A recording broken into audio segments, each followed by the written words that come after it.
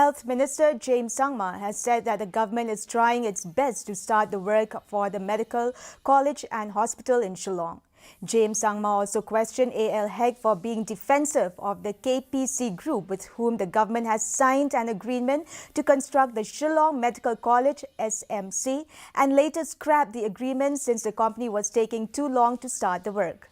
Sangma said that the project has already suffered since the project has been delayed for more than 10 years and the government wants to start the project at the earliest.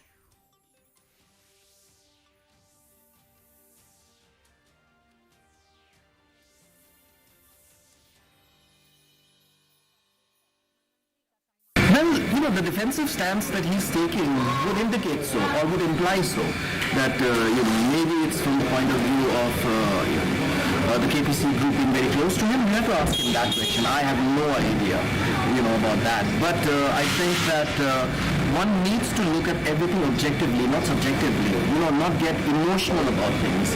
And we are, as a government, taking things in a very, very practical, pragmatic and objective manner, wherein we have decided that nothing doing, we're not going to increase the fees which students need to pay. We're not going to do that.